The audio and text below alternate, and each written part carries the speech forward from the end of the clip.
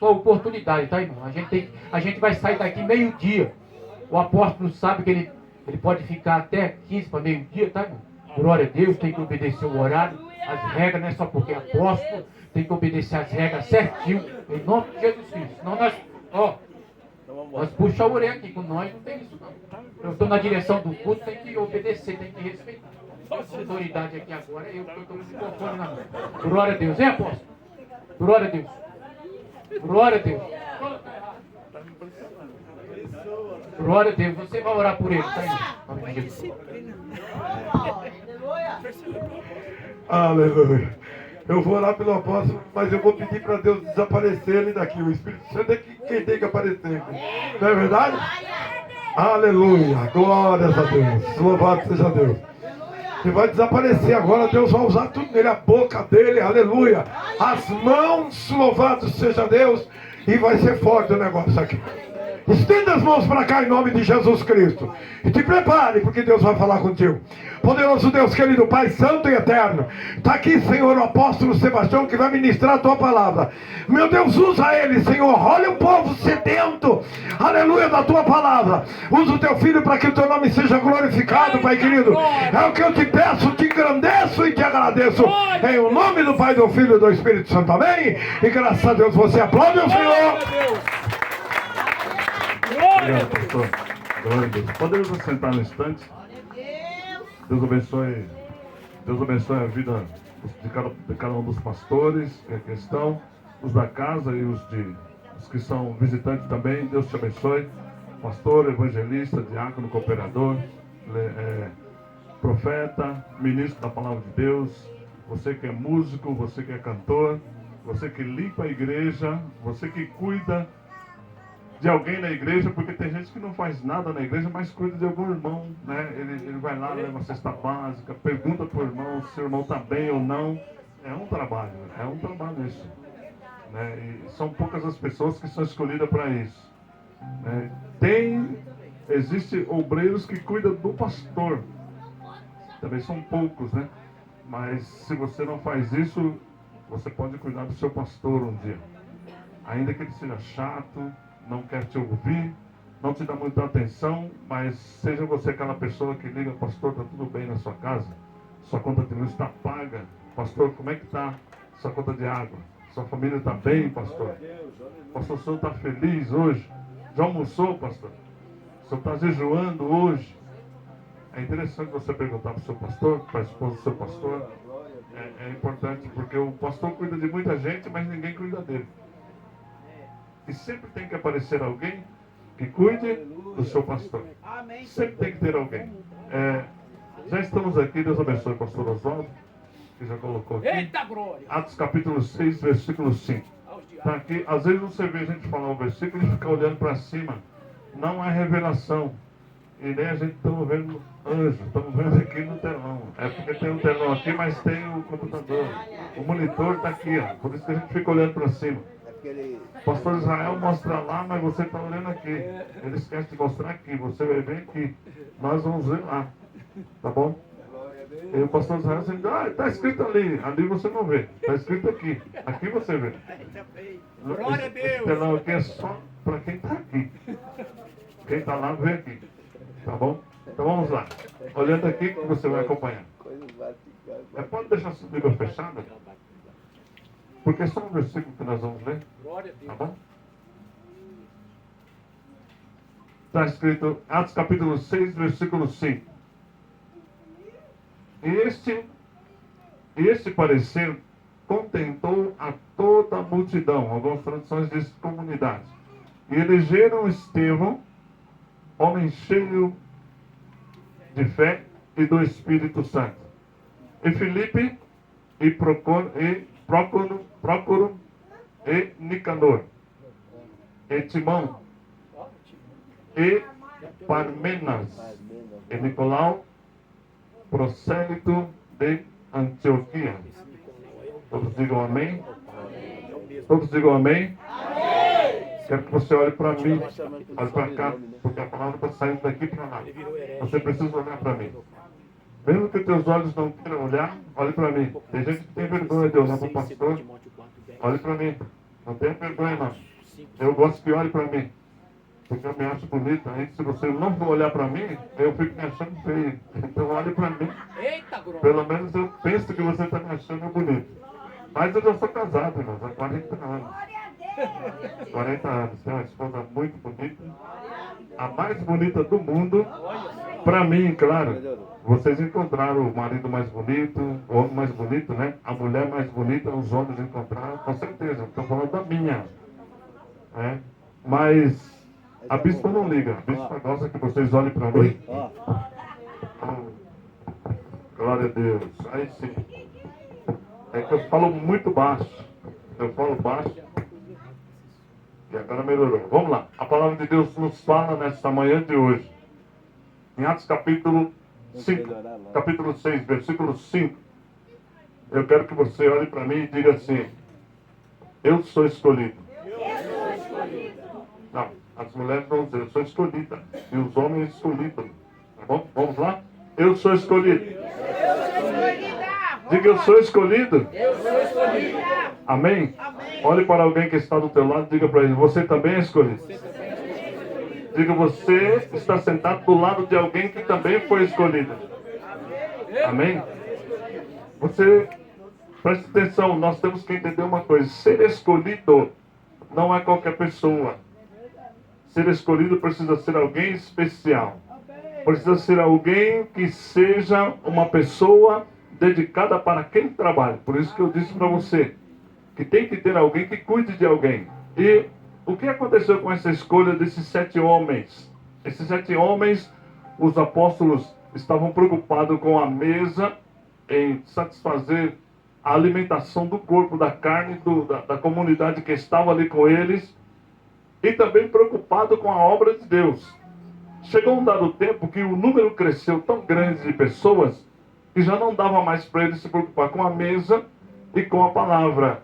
E aí disseram, não é justo que nós apóstolos, deixamos a palavra para cuidar da mesa. Escolhemos 7 diáconos. Diga comigo, foram escolhidos. Então você também foi escolhido para estar aqui hoje. Deus te escolheu para receber as bênçãos hoje. Deus te escolheu para mudar a tua história hoje. Deus te escolheu para te encher hoje. Deus te escolheu para avivar o teu ministério. Deus te escolheu para te fazer uma grande pessoa na presença dEle. Desses 7 homens que escolheram, nós vemos que o primeiro que sofreu foi o Estevão. Estevão foi morto, foi o primeiro mártir da história. E depois vem Filipe. E eu quero me atentar na vida de Filipe. Diga comigo, Filipe foi escolhido. Quais as qualidades de Filipe? A Bíblia diz que Filipe era um homem cheio do Espírito Santo. Era um homem ousado por Deus. Era um homem usado por Deus. Era um homem capaz de fazer a obra de Deus. A chamada de Filipe, a escolha de Filipe foi tão certeira que a Bíblia diz que certa feita, vamos lá, pastor Oswaldo, em Atos, capítulo 8. Capítulo 8. Certa feita, Filipe, capítulo 8, versículo 9. A partir do versículo 9. Atos, capítulo 8, a partir do versículo 9. Veja só o que Deus fez na vida de Filipe. Olha, estava ali um homem chamado Simão, que anteriormente exercia naquela cidade a arte mágica e tinha iludido o povo de Samaria dizendo que era um grande personagem. Versículo 2. O qual todos entendiam desde o menor até os quais todos atendiam, desde do menor até o maior, dizendo: este é o grande poder de Deus. Veja-se que em Samaria, deixa aí, pode deixar aí. Veja que em Samaria, pode deixar onde está, no termo. Veja que em Samaria havia um homem chamado Simão. E este Simão exercia a arte mágica, ou de magia, de fazer encantamento. E este homem chamado Simão não era escolhido por Deus. Quem era escolhido por Deus era Filipe. Felipe chegou em Samaria. Diga comigo, Felipe chegou em Samaria. O que tinha em Samaria, irmãos? Era exatamente o que Jesus encontrou em Samaria, a mulher samaritana. Os samaritanos não eram amigos ou não se comunicavam com os judeus, e muito menos judeus com os samaritanos, porque os samaritanos eram considerados imundos, separados, distantes de Deus, mas os judeus eram próximos, eram limpos, considerados limpos, e estavam com Deus. E a Bíblia diz que Samaria estava vivendo uma crise. Diga comigo, quando tem um escolhido, a crise vai embora. Amém? Você acredita nisso? Que quando você é um escolhido, aonde você chega, a crise sai, o problema sai, a dificuldade sai, a desonra, a tristeza, a angústia, todas elas saem. Quando chega um escolhido no lugar, muda o ambiente, muda a situação. Talvez você ainda nunca provou isso, mas é importante que você observe isso. Quando você chegar em uma casa, a Bíblia diz que quando você entrar numa casa, primeiro você cumprimenta a pessoa? Não. A Bíblia diz, primeiro você entra e desça a paz. Entrou num ambiente qualquer, primeiro você ora, depois faz o que tem que fazer. O primeiro convidado àquela reunião é o Espírito Santo. Então você precisa orar. Entrou num ambiente, primeiro ora. E aí, enche a casa da unção de Deus. Enche o lugar da unção de Deus para que haja mudança. Isso, Felipe provou isso. Quando Felipe entrou em Samaria, ele ouviu falar de Simão, o encantador. E percebeu que toda a cidade estava debaixo de um espírito de ilusão. Estavam iludidos por Simão. Porque Simão fazia mágicas. Simão encantava os lugares aonde estava. E as pessoas que estavam ali ouvindo diziam, este é o grande poder de Deus. Mas existe uma diferença, irmãos, entre a manifestação diabólica e o poder de Deus. Existe uma diferença. Sabe de uma coisa que o diabo cura? Você sabia que o diabo cura? Mas não é uma cura permanente. É uma cura por momento, ou chamada momentâneas. Né? O diabo cura muita gente. Só que a cura dele não permanece. E normalmente quando ele tira a dor no braço, vem a dor no peito. Ele tira a dor na perna, vem a dor no dente. Porque ele só muda de lugar para enganar as pessoas. E Simão, o encantador, ele vivia debaixo daquele espírito de ilusão. Por isso, irmãos, por isso que quando às vezes as pessoas dizem assim, cuidado, debaixo da mão que você entra na igreja. Porque alguém pode vir com o Espírito de Deus, como pode vir com o Espírito demoníaco. São quase que iguais. São bem parecidos. O diabo fala em línguas. Creio, senhores. O diabo fala em línguas. O diabo tem revelação, passa a revelação. O diabo passa a visão. O diabo faz isso. E não fora da igreja. Dentro da igreja. É dentro da igreja. Por isso que a Bíblia diz que você tem que ter discernimento de espírito para entender de que espírito sois aquela pessoa. Quem é a pessoa que está falando com você? Quem é a pessoa que está orando por você? Quem é a pessoa que está colocando a mão sobre a tua cabeça? É de Deus ou não é? Você precisa ter discernimento. Ah, eu não vou mexer porque é ungido de Deus. Você não vai mexer porque é ungido de Deus? Mas você também não é ungido de Deus? Você não é ungida de Deus? O Senhor não te escolheu? Exerça a tua autoridade. Se você foi escolhida por Deus ou escolhido por Deus, exerça a tua autoridade. Se não é de Deus, não é de Deus. Se é de Deus, amém. Mas se não é de Deus, você repreenda. E Felipe fez isso. Felipe, quando entrou em Samaria, ele viu aquele homem fazendo toda aquela mágica, toda aquela ação. Ele disse, isso não é de Deus. Não é de Deus. E ele chegou e repreendeu. Ele repreendeu o demônio que estava em Simão. E Simão, quando se viu liberto, ele disse, olha, o poder que está nesse homem chamado Felipe é maior do que o poder que estava em mim. Diga comigo, quem tem o chamado tem autoridade. E tem uma unção superior. Amém? Porque você está com o Deus dos exércitos, o Senhor Deus Todo-Poderoso, aquele que está acima de todas as coisas e que te deu toda a autoridade nos céus e na terra. Você tem autoridade para exercer isso. Quando Felipe entrou na cidade e viu aquela magia, ele rapidamente repreendeu e Simão reconheceu e disse: o Espírito que está em você é maior do que o meu. É maior do que o Espírito que está em mim. E sabem que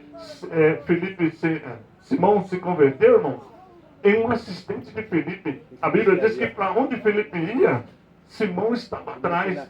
Porque Simão, ele desejou, ele disse assim: olha, antes disso ele desejou, ele disse: eu quero que você me dê. Quando ele viu os discípulos, os apóstolos colocando as mãos sobre as pessoas e as pessoas recebendo o dom do Espírito Santo, ele disse: eu vou comprar.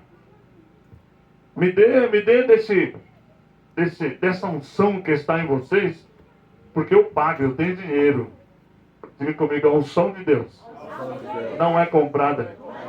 Diga: a unção de Deus é conquistada. Diga: e a unção de Deus que vem sobre mim não é com dinheiro, mas é pela conquista.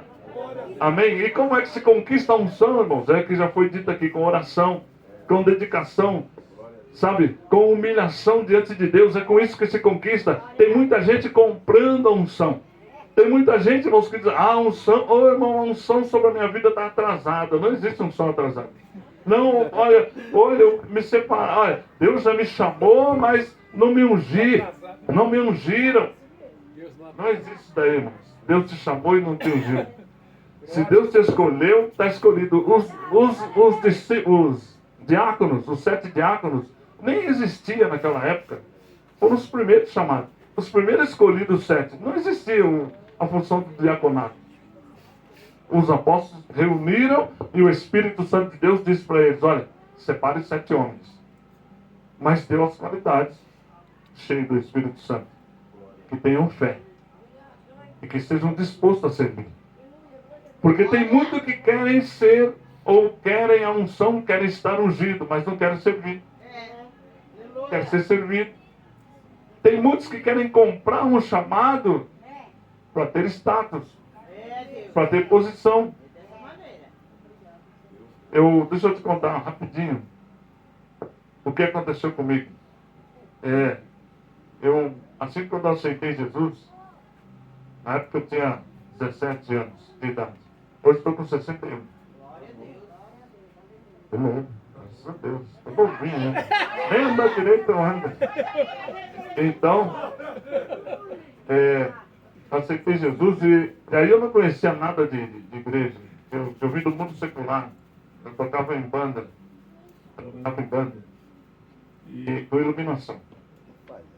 E aí eu cheguei, fui para a igreja, aceitei Jesus e tal, foi indo. Comecei a falar para o pastor: deixa eu ficar na porta, porque eu ficava lá em pé sem fazer nada sempre.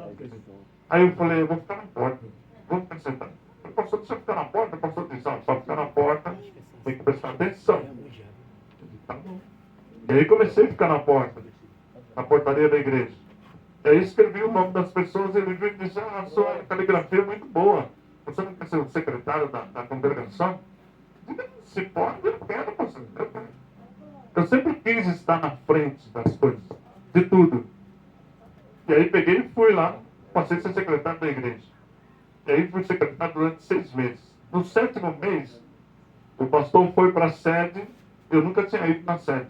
O pastor foi para a sede e esqueceu o caderno, pastor Oswaldo. O caderno da secretaria. E aí, na época, ele me ligou e disse assim: ô secretário, eu esqueci o caderno aí na igreja. Vai buscar para mim e leva lá na sede. Eu, muito pronto, saí de casa, fui correndo lá na igreja. Levei mais ou menos uns 40 minutos, porque era um pouco longe. Voltei, fui para a sede e a primeira vez que eu cheguei na sede. E aí estava fechando as portas, que era a reunião. Quando eu bati, abriu, eu olhei. Pra gente de comida, pessoal de terno, gravata, eu olhei. Falei: pastor, e esse pessoal aí? Por que você não me chama para essa reunião? Disse: meu filho, aqui é difícil de você entrar, aqui é reunião, só pastor entra aqui. Eu disse: eu quero entrar. Ele disse: não, você não pode entrar. Eu disse: eu sou secretário, mas você não pode entrar. Dei o caderno e saí. Só que o secretário-geral também me viu. E ele acompanhava as escritas. Ele disse, olha, vai ter eleição daqui a algum tempinho para secretário-geral do Ministério. Você não quer concorrer? Eu disse, pode. Ele disse, pode. Eu quero. Entrei e ganhei. E aí, passado mais 2 meses, o pastor chegou com um caderno, levou lá para mim. Já tinha um outro secretário no meu lugar, disse, pastor, você falou que eu não ia entrar aqui. Eu já estou aqui, pastor.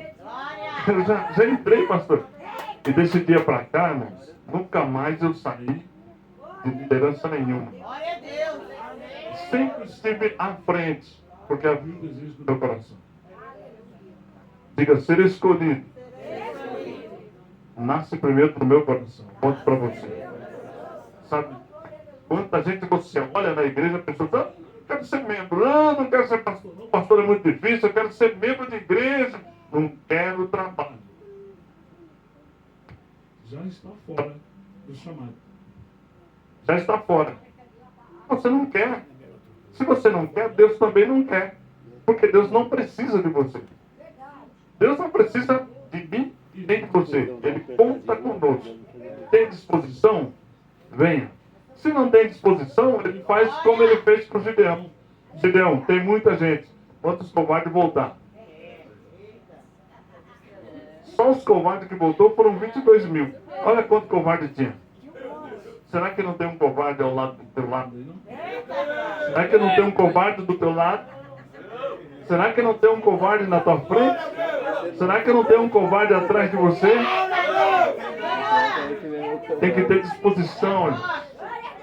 Tem que disponibilizar a sua vida quanto ao teu chamado, a tua escolha. Porque o Senhor está escolhendo pessoas para exercer a função na obra de Deus. Isso aqui é guerra, isso é conflito, isso é peleja. Se você entrou na igreja para sentar e todo mundo bater nas tuas costas e dizer, oh, seja bem-vindo, meu querido, seja bem-vindo, tem oportunidade para você. Hoje, amanhã, depois da manhã, olha, você não vai ter problema nenhum. Está no lugar errado.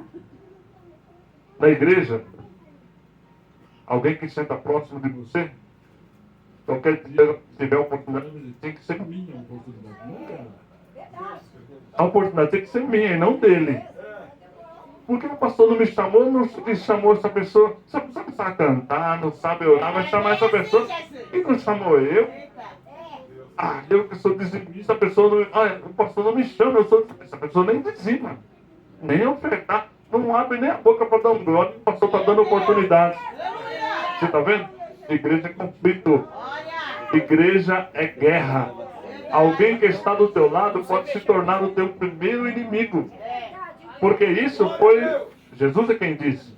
Ele disse, olha, numa casa, se tiver 5 pessoas,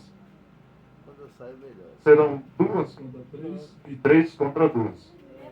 Você está vendo como é difícil? Quando você está em família, e às vezes você fala assim, oh, irmão, na minha casa é uma luta. Irmão, na igreja é uma luta. Mas foi Jesus é quem disse. Jesus disse, olha, vocês estão me vendo aqui? Estão vendo? Oh, Jesus, o senhor é bonzinho. Ele disse, eu vim trazer... Não vim trazer paz. Não, eu vim trazer espada. Eu vim trazer fogo. E por que não dizer que já está aceso? Ele disse, a partir de hoje será 3 contra 2 e 2 contra 3. Será pai contra filho, filho contra pai, irmão contra irmão. E aí, essa será a divisão que Jesus declarou. Agora, o segredo está, por que ele declarou isso? Será que Jesus tem um espírito de divisão? Será que Jesus quer dividir as pessoas? Será que Jesus quer trazer problemas para pessoas? Não. Ele precisa saber quem é a igreja dele. Nesse combate, nessa guerra, a igreja dele vai aparecer. Sabe aquele bobo que tem na igreja? Você bate nele e eles estão lá. Oh, meu querido, você xinga ele. Oh, meu amado. Você não gosta dele, ele sabe que você não gosta. Mas ele está lá. Oh, meu querido, oh, minha amada, vamos lá. Eu te ajudo. Ele está sabendo que você não gosta. E até você também sabe que não gosta dele. Você não é pouco bem. E Jesus olha e diz, essa é a minha igreja. Esse bobo aí é a minha igreja. Porque Jesus parecia um bobo, né? Jesus parecia um bobo na cruz. Olha, ele podia descer da cruz, ele podia queimar todo mundo, ele podia muito bem acabar com o mundo e ficar só ele na cruz, se ele quisesse. Mas na cruz precisou. Pelo contrário, quem Jesus curou estava lá. Crucifica! E o pai dizendo, meu filho, Vou matar todo mundo. E o filho dizendo, pai, deixa, perdoa eles. Eles não sabem o que fazem. Meu filho, olha o que eles estão fazendo com você. Pai, perdoa. Eles não sabem o que estão fazendo. olha o carrasco que fez com você, pai. Perdoa. Eles não sabem o que faz. Isso continua até hoje. Quantos de nós fazemos tanta bobagem e vamos para a igreja, né? Põe um terninho, põe uma gravatinha, põe uma saia bonita, um vestido bonitinho, e a pessoa olha e diz, olha que bonito. E o diabo dizendo assim, todos anos. E o Espírito de Deus dizendo assim, pai, perdoa. Jesus dizendo, pai, perdoa. Não sabe o que está fazendo. Aí disfarçado, mas não sabe o que está fazendo. Está aí com cara de céu, mas não sabe o que está fazendo. Perdoa ele, deixa ele vir na igreja. A Bíblia diz que Deus está com a espada estendida para tirar a nossa vida a qualquer hora. A qualquer momento ele está disposto a tirar a nossa vida pelo erro. Mas a Bíblia diz que Jesus intercede por nós com gemidos inexprimíveis para conservar a nossa vida. E quantos de nós, irmãos, que somos escolhidos por Deus, mas temos a cara de pau? Pecamos a semana inteira, o mês inteiro, no dia da ceia, e tomamos a ceia e começamos a falar em línguas. Eu não morri, tomei a ceia e não morri. O pastor falou que ia morrer, eu não morri. O pastor falou que quem pecava ia tomar a ceia e ia morrer. Eu não morri, estou vivo. Só que isso vai acumulando. Pecado sobre pecado. Não é pecado Mais pecado. é pecado sobre pecado. Isso que vai acumulando, lá no final vai chegar o boleto.